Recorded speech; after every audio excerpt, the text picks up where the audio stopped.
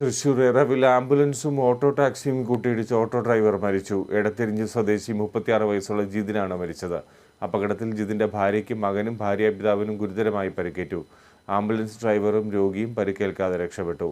അതേസമയം അപകടത്തിന്റെ CCTV ദൃശ്യങ്ങൾ പുറത്തുവന്നു. അരിമ്പൂർ 2-ാം വാർഡ് നിവാസികൾ കുറ്റകൃത്യങ്ങൾ തടയാനായി റോഡരികിൽ സ്ഥാപിച്ച ക്യാമറയിലാണ് അപകടത്തിന് വ്യക്തമായ ദൃശ്യം പതിഞ്ഞത്.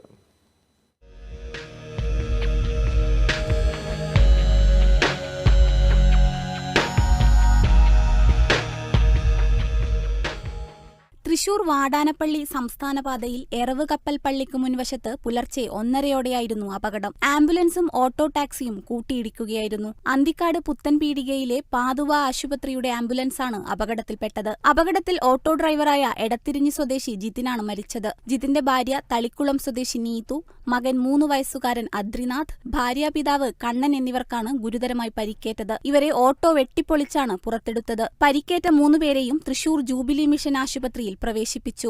ഓട്ടോയിൽ ജിതിനടക്കം 4 പേരാണ് ഉണ്ടായിരുന്നത്. ഒളരിയിലെ ആശുപത്രിയിൽ നിന്ന് ജിതിന്റെ മകനെ ഡോക്ടറെ കാണിച്ച് മടങ്ങുമ്പോഴായിരുന്നു അപകടം. അപകടത്തെ തുടർന്ന് അന്തിക്കാട് പോലീസും ഫയർഫോഴ്സും സ്ഥലത്തെത്തിയിരുന്നു. ആംബുലൻസ് ഡ്രൈവറും രോഗിയും പരിക്കേൽക്കാതെ രക്ഷപ്പെട്ടു. Kerala vision news, Thrissur.